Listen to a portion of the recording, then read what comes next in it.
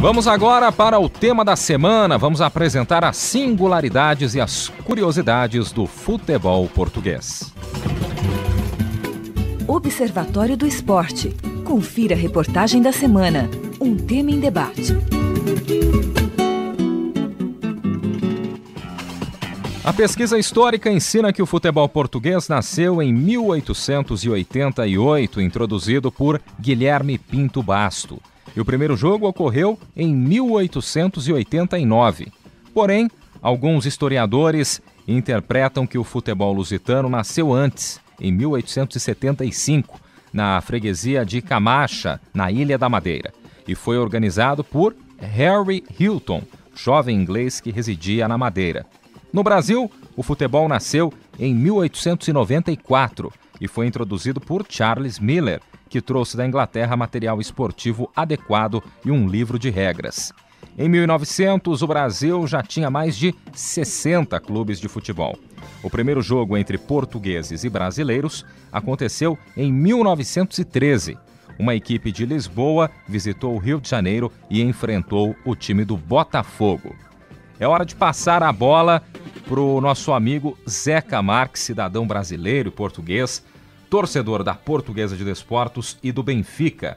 E na mesa seguimos com o Carlo Napolitano e contamos também com a presença hoje do nosso produtor Fábio Fleury, torcedor do Porto, simpatizante pelo menos do Porto, né? Vai participar desta tertúlia. Zeca Marques, quais as suas primeiras observações a respeito aí do futebol português?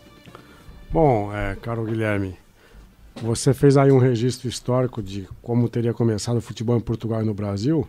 Eu só queria pontuar que algumas pesquisas, especialmente no Brasil, que colocam em xeque essa versão oficial de que o Charles Miller teria voltado à Inglaterra com uma bola, um par de chuteiras e um livro de regras, e ele tendo sido o introdutor do futebol aqui no nosso país.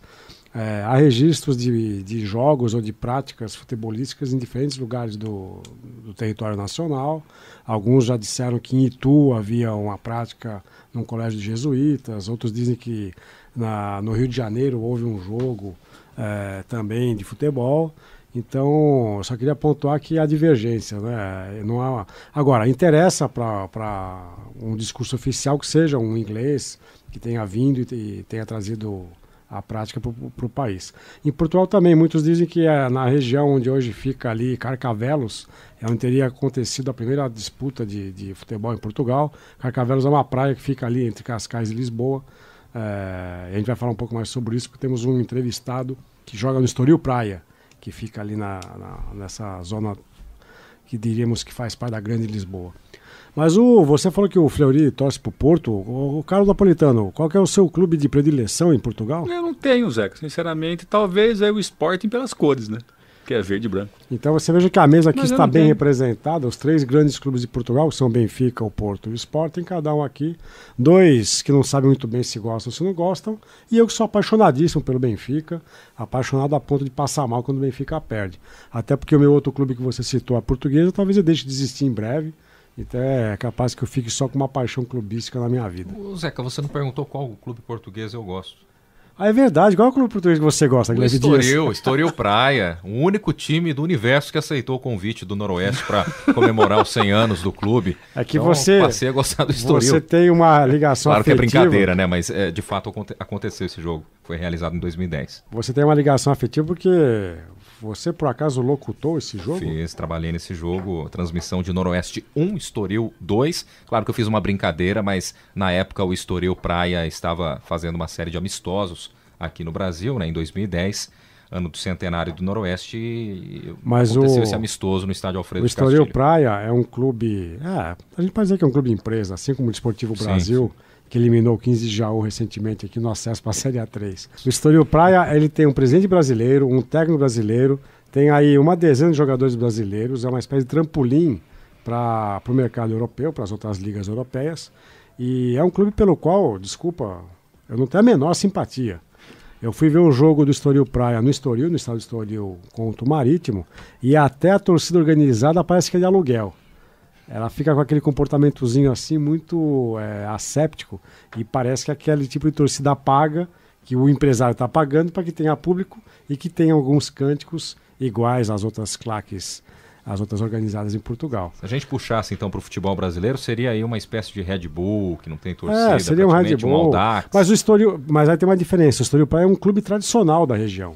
Ele é tradicionalíssimo, ele foi fundado na década de 30, salvo engano. Eu vou defender aqui então o Estoril. O nome já é bonito, é Grupo Desportivo Estoril Praia. Então, mas ele é de 1939. 39. A camisa amarela são os Canarinhos. É um clube tradicional, só que ele agora tem a parte do futebol arrendada para esse grupo de empresários brasileiros, né? Em outros clubes também existem empresários que arrendam espaços, mas aqui é uma coisa mais deliberada. Mas o Fleury parece que fez uma grande pesquisa para esta parte do programa, e nós vamos falar aqui de léxico do futebol português, é isso, Sim, Fleury? vocabulário. Não, é que eu imagino o nosso ouvinte, né, indo para Portugal, daí ele tá no hotel e quer ouvir no rádio um jogo de futebol. Vai ter dificuldade? Um Porto e Benfica. Daí alguns termos, já começar pelo sotaque português, pela velocidade da fala, né? Entonação e tal, já vai ser complicado. Mas o vocabulário, os termos são bem diferentes. Mas o Zeca é especialista, pois morou em Portugal por um bom tempo, assistiu a vários jogos do Benfica. Ouviu várias transmissões no rádio? Várias transmissões no rádio, então ele é o nosso tradutor. Não é napolitano. Opa, vou fazer algumas perguntas aqui pro Zeca. Vocês podem fazer as perguntas, mas eu faço uma primeira pergunta. O Júlio César, goleiro da seleção brasileira, que disputou a última Copa, ele joga no Benfica hoje. E eu gostaria de oferecer uma camisola do Júlio César ao Guilherme Dias. Eu não quero, muito Você obrigado. Não quer uma camisola do Júlio César? Uma camisola do Júlio César. Bom, a camisola não é a veste feminina que mulheres normalmente usam para dormir. A camisola em Portugal é uma camisa do clube. Eu ia presenteá-lo com a camisa que o Júlio César usa no Benfica de Portugal. É que, na verdade, eu preferia a camisola dele nos tempos da Inter de Milão, meu clube na Itália, tá certo? Mas agradeço. Mas há muitas particularidades, então às vezes soa estranho para o ouvinte brasileiro. No começo do texto do Guilherme, eu coloquei a palavra relvado, que é gramado, já é bem diferente. A relva é a grama, o relvado é o gramado. A bola é a equipe. Equipa em vez de equipe. A torcida. A torcida, se for o torcedor comum, é um adepto do Benfica, adepto do Porto. Se for torcida organizada, as nossas organizadas, aí é uma claque. A claque do Benfica, a claque do Porto. Certo, e se o Porto marcar vários golos no Benfica, os jogadores vão brigar no balneário? Bom, primeiro que isso, eu fico muito chateado quando o Porto marca muitos golos. E aliás é golo, não é gol, no Benfica. O balneário é o que a gente chama de vestiário. Então, às vezes a gente diz, aquele time está com problemas de balneário. Problemas de relacionamento, é uma metáfora, não. Aliás, uma metonímia, né? O todo pela parte, a parte pelo todo, dizendo que é um problema de relacionamento dentro do elenco. E os jogadores são jogadores de balneário, são aqueles líderes do time que conseguem mitigar um pouco as tensões internas. O Guilherme Dias é locutor de futebol, narrador, né, aqui da Auriverde. Acho que você teria dificuldade lá para fazer. Eu tenho certeza.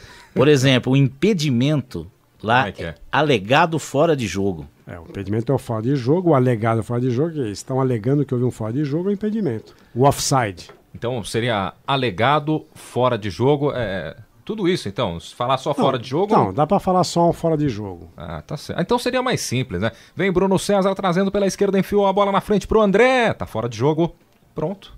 Fora de jogo. Então ficou fácil, então. Ficou fácil. Então vamos lá, a receita do jogo. A receita é a renda, né? Que o clube não é o que o técnico tem que ter para ganhar o jogo? Não. Não é a receita? E o técnico, na verdade, é o mister. Escanteio. Escanteio é um tiro de canto ou simplesmente um canto. Eu jurava que era tiro de esquina. Não sei porquê. Tiro de canto. E tempos atrás era o corner. O meu pai que veio para o Brasil em 59... Ele também falava corner, né? Mas o meu pai que veio para o Brasil em 59, ele traz termos do que ele ouvia das transmissões radiofônicas em Portugal, todas elas cheias de anglicismos. Então era o corner, era o Ralf. O Ralf não é o jogador que atua no Corinthians. O Ralf era com H, o Alf. Que é o quarto zagueiro. Meio tempo. O quarto zagueiro. O Ralf quarterback. Exatamente. O Ralf quarterback. Então, o liner, que seria o bandeirinha. Aliás, como é que é o bandeirinha, o assistente, árbitro assistente? Fiscal de linha. Fiscal de linha.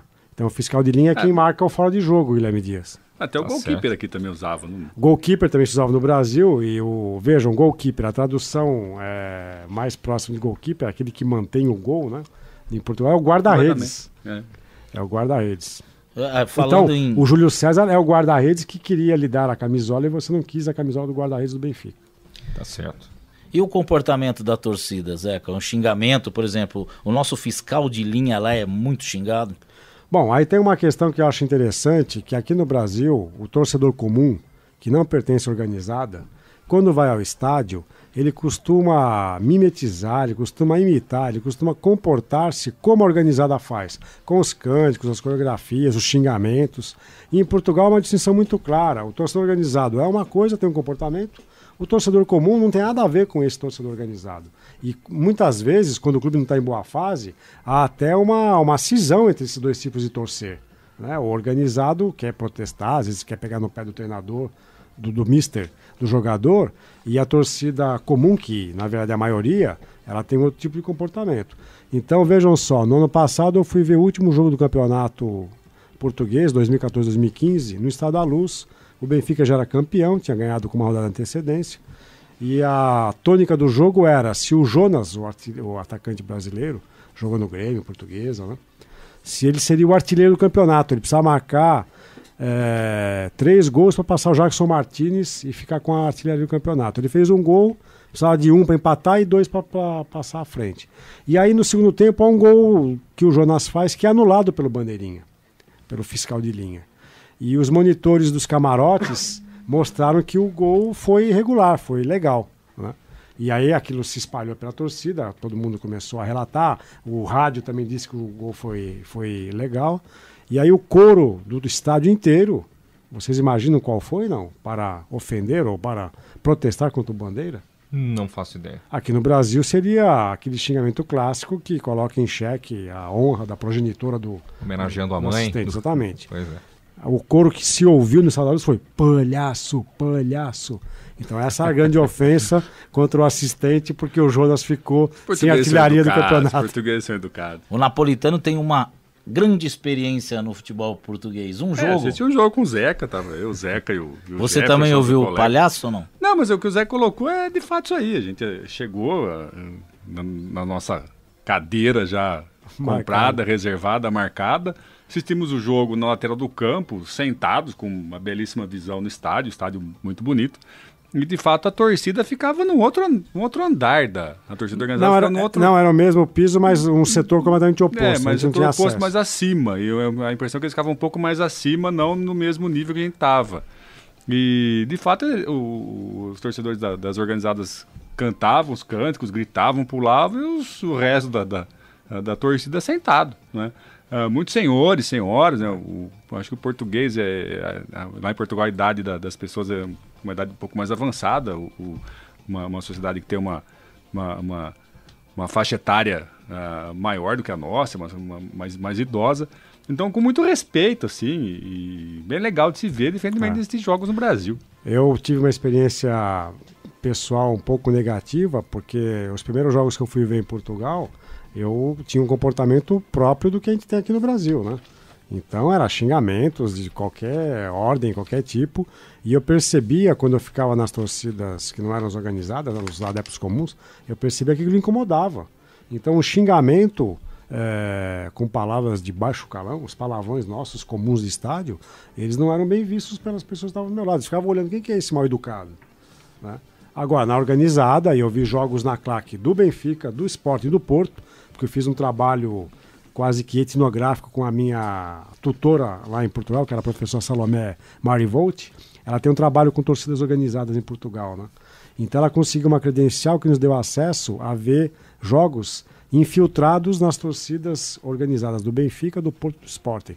E ali é um show de horrores. Ali é típico do que acontece em qualquer organizada aqui do Brasil. Perfeito, eu vou narrar aqui a minha experiência. Eu tenho 2 jogos, né? Só vi 2 jogos, um do Porto, né, em 2012, no Estádio do Dragão, que a gente vai de metrô do centro e desce na porta a 20 metros, quer dizer, a mobilidade, a facilidade de transporte sensacional.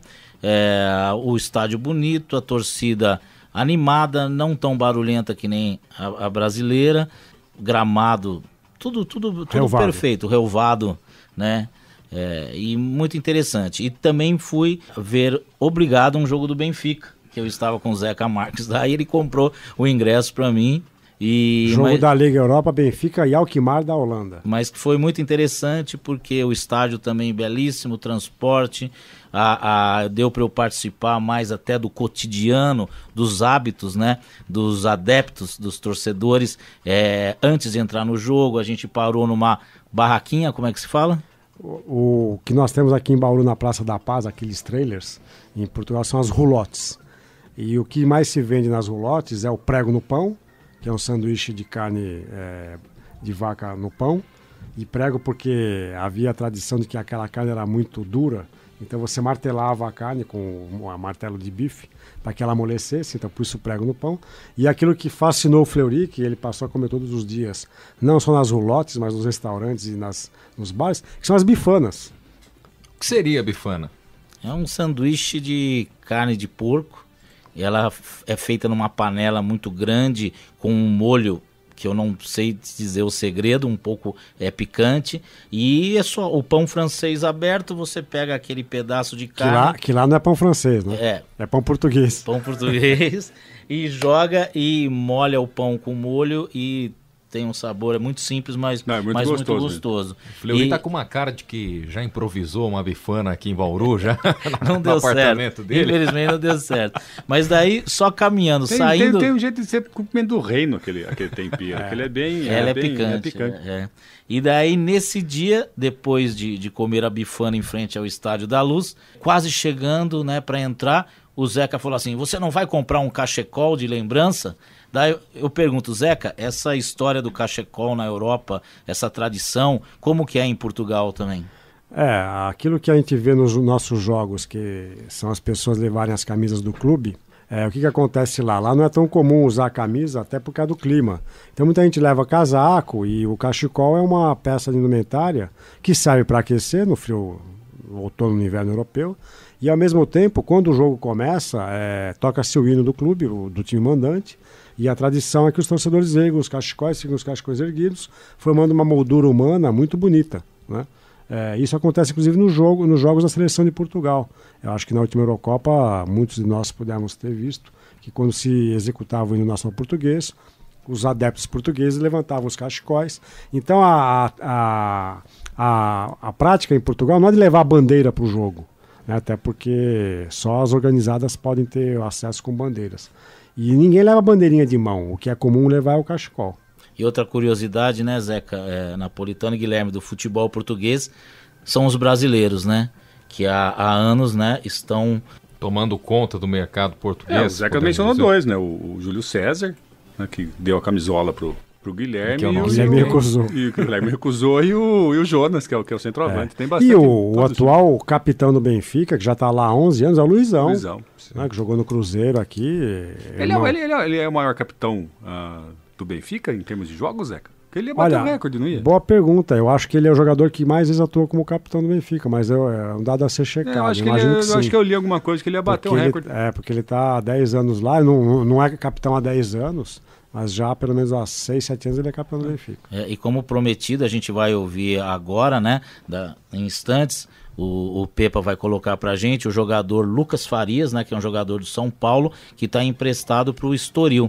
Ele vai falar com alguns detalhes, né, como que está a experiência dele lá em terras portuguesas, né? Mas só que antes eu vou dar um dado aqui numérico, só para vocês terem a ideia do tamanho, né? Na temporada 2016-2017, são 117 atletas brasileiros distribuídos em 18 times portugueses, né?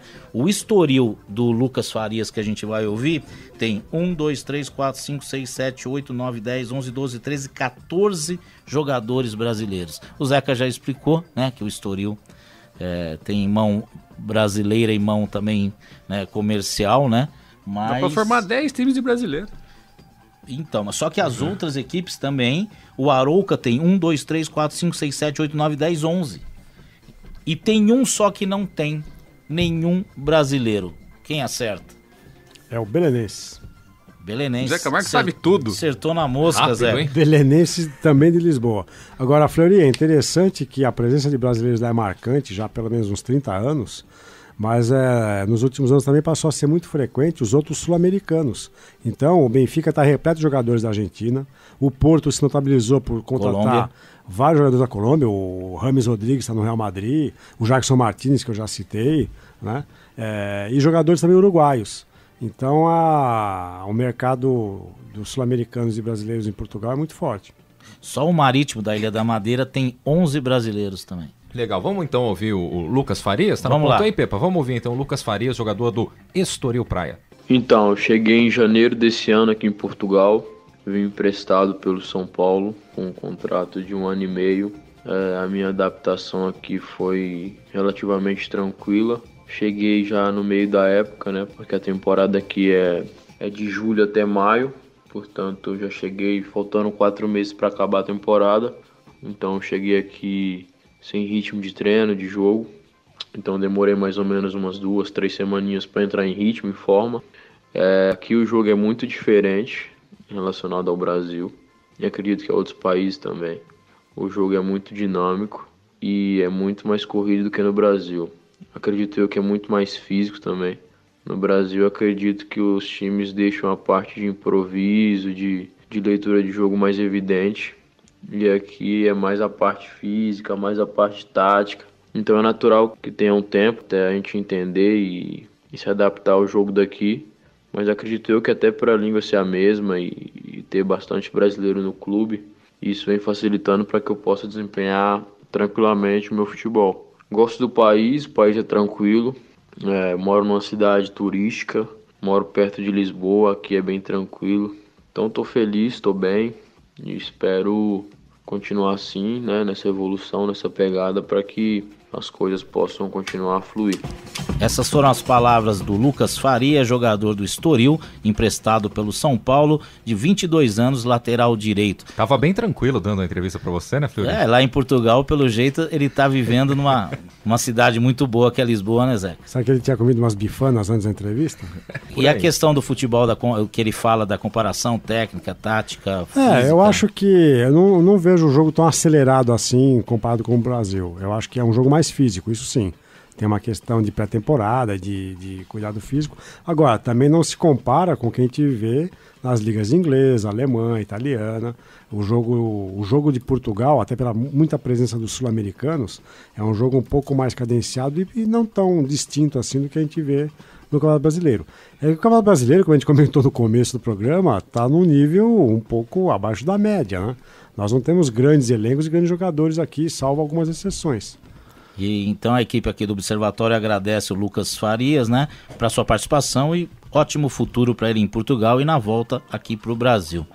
Eu tenho uma historinha para contar de Portugal, Guilherme, de rádio, você como locutor de rádio.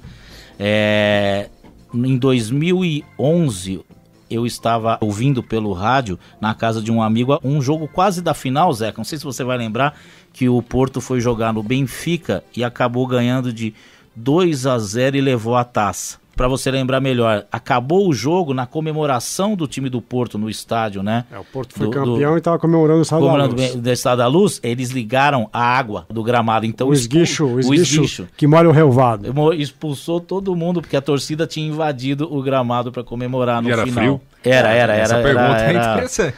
Devia ser abril, maio, não era? Maio. Mas estava friozinho já. Mas o detalhe não é esse. O detalhe é o seguinte, eu estava ouvindo no rádio, né? E os torcedores nas outras casas vendo televisão, a gente não estava assistindo televisão, daí entra uma propaganda no meio da narração. Uma propaganda, duas, no meio, entre uma e outra, começa a gritar gol, gol, gol. Foi gol do Porto e eu não ouvi porque na rádio tava a propaganda. Acabou a propaganda, o cara gritou gol, só que o gol já tinha acontecido há 1 minuto. Então, é bem diferente essa estratégia de rádio, de transmissão lá, embora os locutores sejam bem interessantes, também são que nem os nossos, bem rápidos, né? Bem expressivos, né? Mas essa estratégia de botar comercial, eu espero que tenha acabado. E eles esticam um grito de gol ou golo se repete? Você não lembra que quando o Portugal ganhou a Eurocopa, nós colocamos aqui o Nuno Matos da Antena 1? Foi um gol, aquele gol foi extremamente especial, né? Pode ter tido até eu diria que as rádios que transmitem futebol hoje, elas passaram a copiar um pouco o estilo do modo brasileiro de transmitir jogo. Porque antigamente era um pouco mais sóbrio. Né? E também, eles não esticam tanto o grito de gol. Né? Mas é uma locução muito semelhante. Legal. Bom, pra gente encerrar então, Fleury, você queria falar mais alguma coisa a respeito da imprensa? Não, eu queria que o Zeca comentasse, né? Aqui no Brasil a gente tem hoje de jornal específico de futebol o Lance, né? Lá em Portugal temos 3, Zeca. Olha, o Lance existe no impresso ainda? Existe.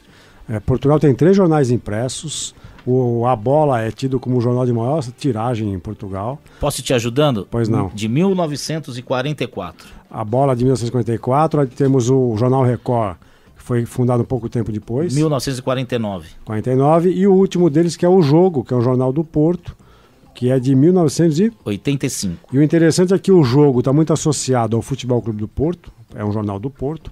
O Record tem essa mitologia de que está muito associado ao Sporting, e o A Bola está muito associado ao Benfica. Então seria uma espécie de porta-vozes não oficiais dos 3 grandes em Portugal. E só para atualizar, na minha pesquisa que eu fiz sobre o futebol português, um site me ajudou muito, que é o Mais Futebol, que é muito forte, né? Pelo que eu percebi, é muito bem construído. Só para a gente fechar, eu sei que você está falando de jornal, mas para quem mora aqui no Brasil e gosta de acompanhar o Campeonato Português, até a última temporada, transmissões do canal Sport TV.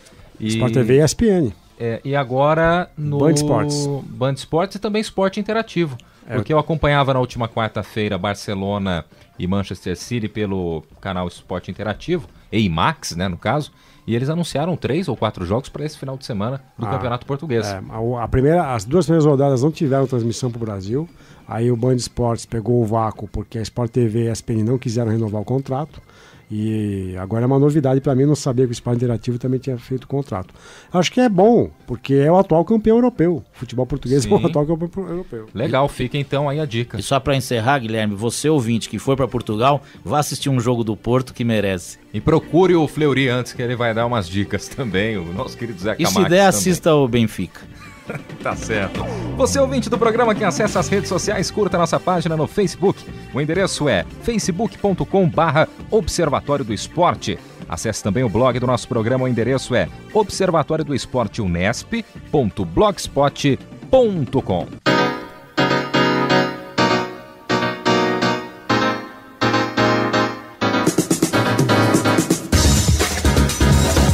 E o Observatório do Esporte deste sábado vai ficando por aqui. Teve locução de Guilherme Dias, comentários de Zeca Marques, Carlo Napolitano e também hoje o nosso querido Fábio Fleury.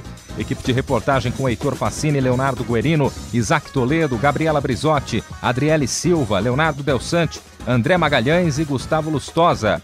Direção, Fábio Fleury. Produção técnica, Paulo Pepa. O Observatório do Esporte é uma atividade de extensão do GCEF, Grupo de Estudos sobre Comunicação Esportiva e Futebol da Unesp. Para você, um grande abraço, obrigado pelo carinho, pela audiência e até a próxima semana. Observatório do Esporte, informação além das 4 linhas.